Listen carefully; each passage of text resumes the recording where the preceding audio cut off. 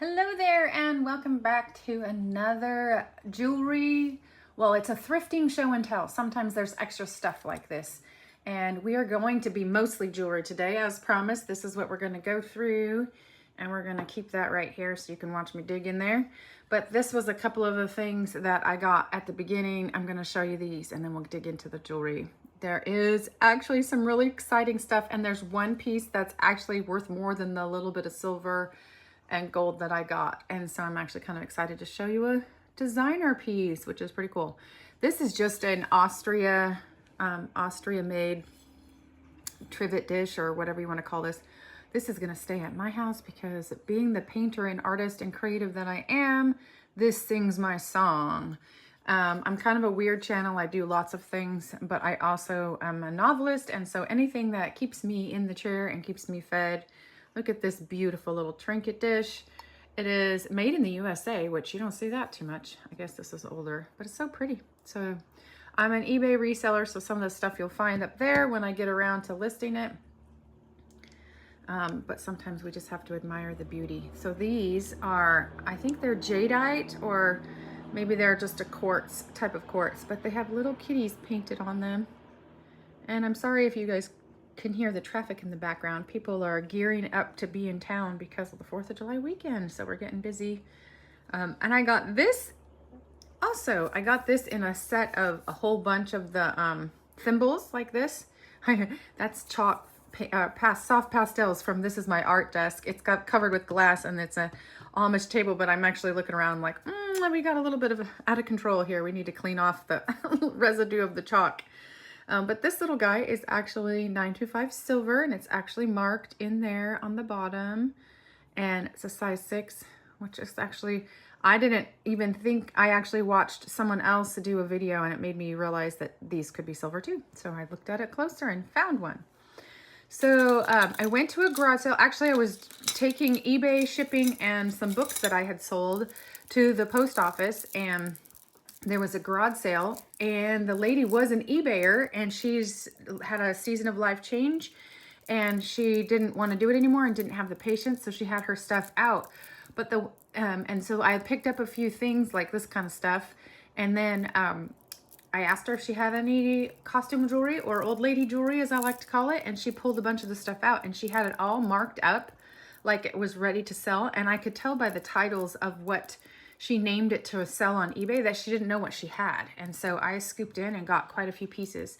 And this one broke immediately. So I'm going to show this to you because I have to sell this one as parts or something to be fixed, because this broke and I have half the beads collected up. The other ones are literally rolled around my office and I have to dig them out. But I thought it was rose quartz at first, but when it tested as pink jade, which is so awesome.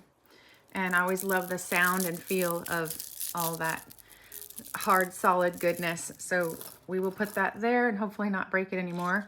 And this was another piece that I just love. I kind of am partial to these old glass, faceted glass that's just so pretty and so different than what we get today and what's made today. So this is just an amber glass, and we did get some real amber, and actually that was what tipped me off to look closer, because she had a bunch of baggies sitting out with all of her markings on it. Obviously told me it was jewelry, but then I saw this in there and I was like, and she just had it as like, everything was $1 a piece, and I was like, what? And then when she had this out there on the thing, it just was like, it didn't say amber, it said like plastic necklace, like a deco piece, you know. I think I'm getting too close to the camera. It's skipping a little bit, and I'm so sorry for that. I'll get better. But this was my first tip off. I've sold amber before, and amber has a feel to it. It almost, to me, the best description of how it feels is actually like a glue stick. It has like a resistance, and then how glue is, when you heat it up, it's obviously sticky. So there's like a resistance, and this is obviously the same because it's petrified pitch. And then this clasp is also a giveaway. This screw together made out of amber clasp to match the piece is on quite a few. Now it will be, if they make an imitation of amber, then they try to imitate that too. So you have to be careful of that. But this actually, I did the black light on it and it did the fluoresce thing. It actually looks, it goes from looking like clear like this to almost a solid mustard color when it fluoresces. But this one, I've been looking at it like crazy, trying to see if there's any bugs trapped in there, because the, you know, it's cognate color, honey colored, but there's so many occlusions in there. Oh, did I find one right there? Oh, can you see that right there, that dark? There's a bug. I think that's the best part. Everybody quote the lines from Jurassic Park, right? That's what we should be doing.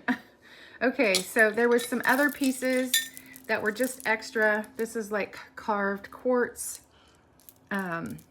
There might be another name for this that I don't know. If you guys know the name for this, I would love to help. But it's actually a pretty substantial piece. Again, super like heavy and cold and all the things that you like. It's artisan made. I don't know from where. Some people know where these things are made from. I don't know, but you can kind of just tell by the clasp. So it's just happy. It's looks like an arrowhead maybe, or something like it. So that was fun. There was some coin earrings from Peru, which I've sold these kinds of things before. These are pretty fun ones though. Dangly. I think they say something about oro, which is gold in another, do they speak Spanish in Peru? I'm not even sure. I'm gonna show my limitations there. But yeah, just extra, just simple. So, you know, I'm moving through. So I had to pick really quickly. There was a lady coming behind me as soon as I looked. And so I was just making quick dollar decisions. Like, is this worth $1? Yeah. Is this worth $1? Yeah. And I definitely did not pick some.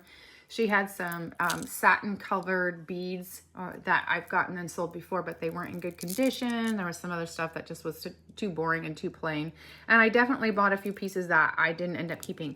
These are glass beads. They must be hand blown and they're hollow, but they have the three-dimensional, do they call that confetti or frosting? I can't remember the name. You will, if you watch me, I get my words mixed up on my descriptions all the time. It is my life. Don't forget, I have entire story worlds in my head, so we just get it confused. It's kind of like my kids' names and the dogs' names. Like, it's just destined to be messed up. So forgive if I don't complete a sentence or I say something spazzy. But it doesn't mean the stuff isn't cool. Okay, so these were in there, and I found this is the kind of stuff I kind of look for, is resellable costume jewelry. So this is Weiss. Aren't these lovely? I just love them. I'm gonna try to come in closer here. Let's not panic the camera. And see, you could see the cut and the facetness of them. It's just, they do not make things like this anymore, and it's just so pretty. Like, this was I mean, costume jewelry was a little bit more back then than what, you know, what we are now, but like, it wasn't like you'd buy it at Target kind of a feel, but just so much more effort went into their beauty, right? And she had this one marked. I was surprised this one didn't sell. I wonder if she had it marked too. Some people try to get more money than what they think, but this is a holly craft. And, you know, you could, same thing, you can just, it's in good condition, but just that clasp, that's the clasp setup, and it's just so pretty. Attention to detail. So this is AB rhinestone with some rectangle ones. Nothing's missing. Looks pretty good. It's definitely signed on the back. I follow this one jewelry guy, and he actually looks at the back first. And I always think that's funny, because I would never naturally look at the back first. This one came through, and I have to say this is a lovely piece, but I was really disappointed because it's actually chipped. It's broken right there. It's got a pretty good hunk out of it. So I'm like, lots of people love heart jewelry, and this is silver, and it's faceted. This quartz is pink rose quartz is faceted, but it's broken. But I'm like, you know, it's not so broken, and maybe there's some symbolism for someone in there. I'll just have to really disclose that. Such a meaty little piece. And look at this chain. I want to call it a box chain, only from listening to other people use that phrase, and it just, in a descriptive way, it looks like that to me. Like, it's these little rectangles that are looped into each other. And but if there's an actual technical name to that, you guys can let me know. I learn from you. Okay, so we're really close to the end of the video here. This is an unmarked pair. They're not Weiss or anything. Some people can like know what they are if they're not marked, and these feel like they would be nice enough to know that, but I don't know the answer to that. So I'm gonna stick them in here just because they're pretty. Look at our display, it's looking lovely. And I have the Zuni earrings coming, which for $1. Are you kidding me? $1. I think they just thought they were like costume jewelry, because the Zunis, you know, they're not signed. A lot of times they're not signed because they were just making them, you know, they were just owning the craft of making them with the supplies they had. So it's like, and that's the best part. You can just see the almost, I don't want to say rudimentary, because the craftsmanship is kind of impressive, but it is like they just did it. They just got it done. So it has these little turquoise inset and the little square on the chain. And like I said, you can just see that they're silver. I mean, I saw instantly. This and the amber was what I saw. I was like, are you kidding me? I'm gonna look at those closer. And so yeah, so I am an eBayer. I'll list my name in the comments. I've just started doing these kind of videos because I like to do all kinds of things on my channel. So this is very fun to me. I guess I watch a lot of these jewelry jar kind of things. So then the next thing I found, I'm going to show you the gold, because I found one more thing and I underestimated it, and I want to tell you that story. But these are my gold. So these were a set that was in a baggie and just marked for costume. She had them with 2 or 3 other pairs, like she lotted them together. And they had like a top that was inexpensive. The earring hook was the kind that you would get like if you go to Hobby Lobby and you were going to craft your own jewelry. And if you look at these with my, you know, I always have a set of tools around. This is my clump that has, you know, a 15 thing for close. That's a magnifying glass, magnet, and this is the black light. And but when I looked close with this, I could tell that this is just handcrafted and actually fairly poorly done. It's like they somehow like melted it to the point where it was almost like spun gold, except it's not pretty. But when I picked it up and I felt it, I was like, these are gold. So I took the tops off because I could tell they were inexpensive. But this moves and feels like gold. I was like, oh yeah, see, that's bendy or whatever. And so I scratch and acid tested it, and it tests out to 10 karat gold. It does not hold up to the 14 karat gold. So this is 1.2 grams. So this is about, I don't know, $50 to $60 melt weight. And I do not have any heartburn melting this down. I'm a big one for saving jewelry, but sometimes when things are broken and beyond repair, girl likes to recoup on her cost of living too, like the spend. So those will go into the, you know, easy recycle it zone. I wonder if I can make it dark enough. I doubt that you could actually see. I wanted to see if we could show, oh, not really. See on the one, you see that one hiding in there? You can see the dark. Oh, I have this. I got this scarf. I wasn't even going to show this. I got a little scarf here that has, it's like a paint palette silk scarf. Lovely. I wasn't even going to show you guys, but let's use this to create some dark. Let's make a mood here. I just thought of the Little Mermaid movie with the mood where they sing the song underneath the Blue Lagoon thing. Okay, where's my camera? What are we going to do? I'm going to tuck it in here. Oh, I don't know. This might be too fussy. Can you kind of see that where it's like mustard colored in there?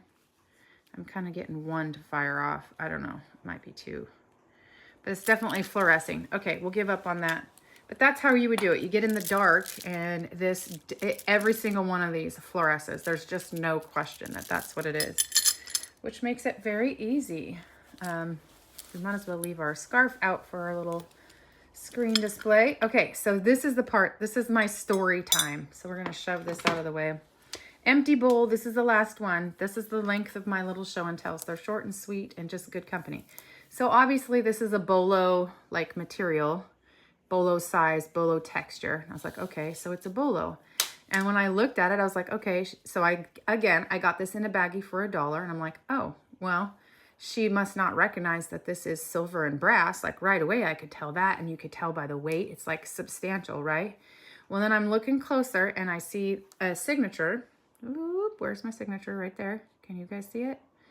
And, so I was like, okay, and it actually looks like an N something and an N, and then the part of the word sterling, like it's almost like only part of the stamp worked when they were pressing it in. So then I'm like, okay, so it's a bolo. I actually took it off of this thing because I thought it was ugly, and that's why I have my scarf out, because I like put it on the scarf. and it was heavy enough that it was kind of sliding off. But look how cute he is. He's like looking. He's got a little face, like he just has some personality in there. And so then I was trying to figure out how you would list this, because I have sold recently quite a bit of Western bolos on my eBay store. It's kind of a thing right now. But this one is just something special. It's like wearable sculpture or whatever. So I was trying to figure it out. Well, I accidentally figured out the brand name. And it's Christopher... Oh, now I'm not going to remember. It's Christopher... Noel something. Oh my gosh, what's the point? I'll have to put it up on the screen. It's Christopher something. Oh, I really want to actually look that up now.